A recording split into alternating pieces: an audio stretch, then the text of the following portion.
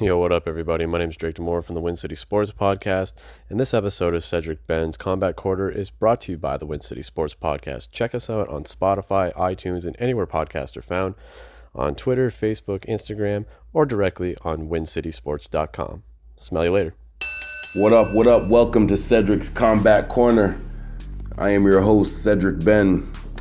Today on the Triple C's podcast, these are the few things we'll be going over. I'm going to start off with the post-fight analysis from Sergey Kovalev and Anthony Yarde from last Saturday light heavyweight match. Right after that, I'm going to give some quick coaching advice. If I was coaching both fighters, what I would work on in the training camps leading up to their next match. And then I'll finish off with the new segment, BTF, the boxing training focus of the week. All right, and this week's focus is going to be on technical sparring. So let's get into it. All right, Sergey the Crusher Kovalev from Russia versus Anthony the Beast from the East, Yarde from the UK. Kovalev, 10-year pro, record 33 wins, 3 losses, 1 draw, a lot of KOs. Fought some very good competition. He had 2 good matches with Andre Ward. A lot of people think that he won that first match. Had a big win against Bernard Hopkins and also beat Jean Pascal when he was still in his prime. Anthony Yarde is the new kid on the block. Coming into this fight, he was 18-0, 17 KOs. 14 out of the 17 KOs were within the first 4 rounds. This was a 12-round match. This was his first time. This is a big step up, stepping into the deep waters. And let's talk about how it went out. So Kovalev started out displaying his skills from a distance. One of Kovalev's main strength is how he uses long, straight punches from a distance. The way that he fights, you would think that he has a longer reach than his opponents, but it's not that. He just uses it perfectly. Because him and Yarde, they were the exact same height and had the exact same reach. Obviously the same weight too, but he just uses long, straight punches very good. He has an educated jab, and he has a good use of the high and low, something I like to call just when you're simply going from from high to low, from the head to the body, but from a distance, not just simply any punches like on the inside, but from a distance. So he was doing very well at that. Yarde's inexperience was showing up right away. He wasn't getting beat up. He was just getting tagged a little bit. He tried to come out with that Floyd defense with the left arm covering the stomach and using that shoulder to cover your chin a little bit more, which is good. But that type of defense is only at the highest level. It doesn't work at the highest level unless that's something that you've been doing since a little kid, not just since you started boxing, but some that has to be practiced for like 10 years in sparring before you can, display that type of advanced defense at the highest level. And Yarde was not ready for that Floyd type of defense. The proper name for it is the Philly shell. I know that, but in my generation, there's a few fighters in the 60s and 70s that were good at it, but no one perfected it like Floyd. That's why I call it the Floyd defense. Anyways, Yarde tried to come out with that, and he was throwing all the right counter punches. They were just a split second off because his timing wasn't there. Because once again, Kovalev was good at those long, straight punches. I had Kovalev winning 1 through 6 from the first round right up until the 6th round. Now, in the 7th round is when things started to change. And I think it was a combination of, I think Yarde realized that plan A was not working, and he realized that he was losing the fight and decided to stand his ground and just keep his hands up, get rid of that other defense, go to plan B, just keep his hands up and walk forward and walk Kovalev down with body shots, serious body shots. Now this change, I'm not sure, this is one of the reasons why I like listening to the coaches in between the rounds, because I like listening to what the coaches is the advice that the coach is giving is boxer or fighter, and I like to see if the fighter is actually going to follow through with that. I wasn't sure if it was the coach or if it was just Yardy himself that decided to switch it up, but it was about time he did it. About the last minute in the 7th round is when he really started to focus on coming down to the body, and you can see the effects of it. The reason why it was so effective is because Kovalev, as good as he is using those long straight punches for his offense, he's not as equally as skilled when it comes to defending himself to the body. And when you land some good body shots and then come back up top, it's even more effective because the person's still thinking about those body shots, right? So in that eighth round was really bad for Kovalev. He did not look comfortable dealing with those body shots, dropping his hands and covering his body like a novice. Yard was just a few seconds away from pulling off the upset. I don't think it would have been a big upset, but most people had Kovalev predicted Kovalev to win the match just off his experience. In the 9th round, it was obvious Yard spent all of his energy in the 8th, and his body language really showed it. When you're in a match, you want to do your best to not show your opponent any sign of weakness, that you're tired or hurt. Sometimes it gets to a certain point that some fighters can't help it, but you want to do your best to not show it.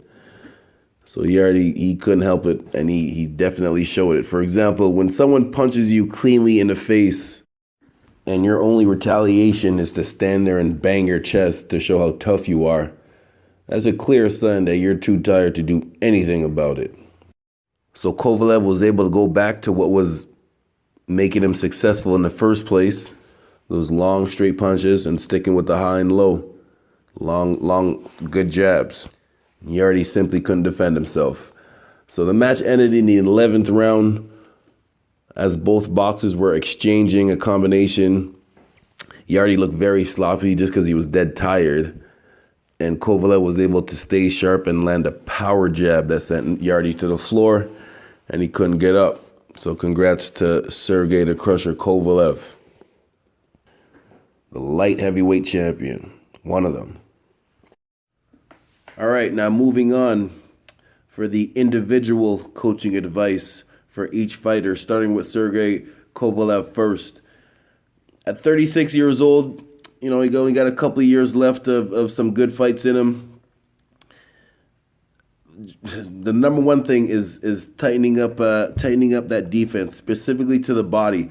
Offensive wise, when he's on his A game, offensive wise, he's one of the best out there, man. It's hard to, he's very good offensive wise.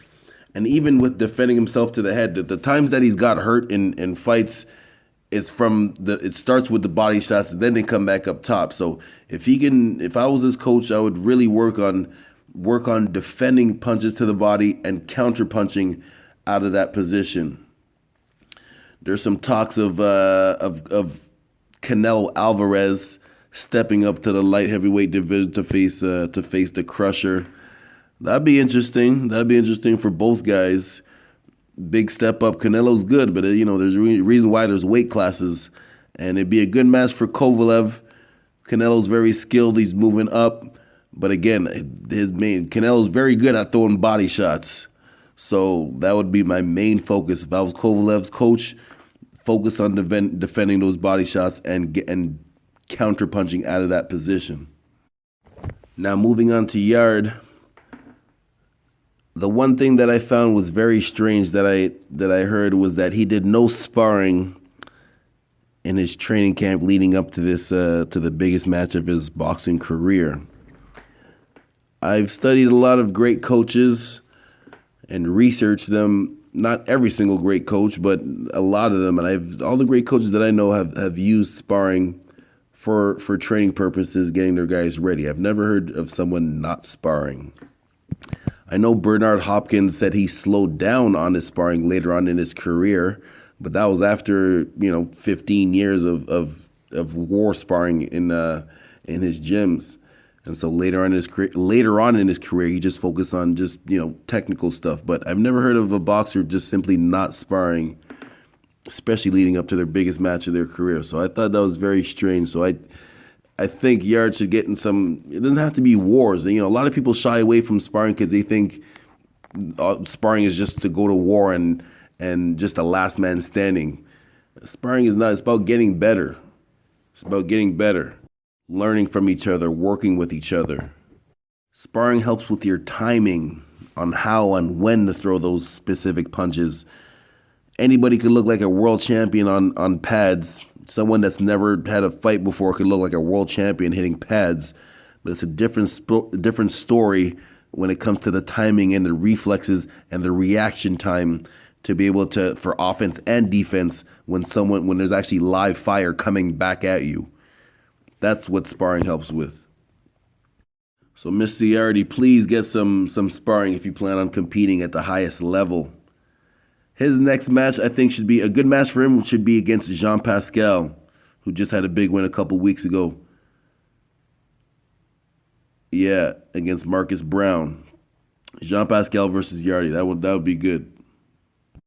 All right, now, final topic of the day, the BTF, the boxing training focus of the week, which is technical sparring. Ways to break it down. There's a million different ways to break it down, but just to give you guys a few ways that you can start is by both guys only using their jab, or girls, I apologize, only using their jab. So it's to the body and to the head, only jabs, and you're practicing offense and defense. Please don't forget about that, offense and defense. So it's not just the throwing jabs, it's about catching and slipping. Stepping to the side too, but the main thing is catching and slipping. You can also do technical sparring with just body shots. You have put two body protectors on each boxer and simply all punches, but only to the body. No head punches.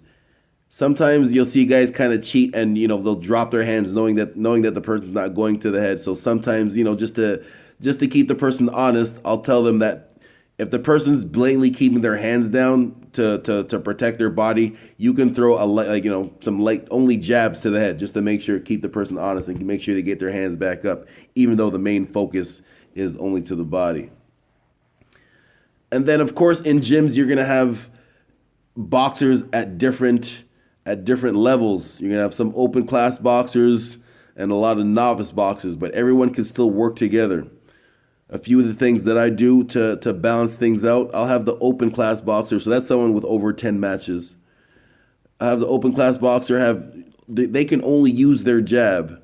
And the novice boxer, they can throw everything and try to throw, and they can throw as hard as they can. That open class boxer can only use their jab and only use their defense to get away or come forward too. Same thing as I said before with the body shots. So the novice, I'll have the novice boxer only wear the body protector, and the open class boxer can only throw to their body. And again, that novice boxer, they can throw everything to the head and to the body, and the open class boxer is not wearing the body protector. Another way to even it out. And if it's a case where, the novice boxer is really, really new, really green, as they say, I'll just have the open class boxer work on their defense. And what I mean by work on defense, I don't mean just stand there and be a punching bag. I'll just let the person hit a bag if I want them to just stand there and bang on something. The person on defense is working on avoiding getting hit. Yes, sometimes you can walk the person down, which we do work on, walking the person down with your hands up, blocking everything, not just being a punching bag, but still blocking everything, slipping and ducking under as you're coming forward. But the main thing on defense is to avoid getting hit. So once again, catching, slipping, using your legs to duck under, and stepping to the side.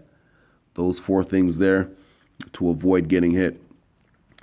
All right, and that is the boxing training focus of the week. Technical sparring, no need to go to war all the time. And there you have it. Any questions, hit me up on any social media platforms at Cedric Sports, Instagram, Twitter, Facebook, and of course my YouTube training page, Cedric Sports Training. All right, see you next week.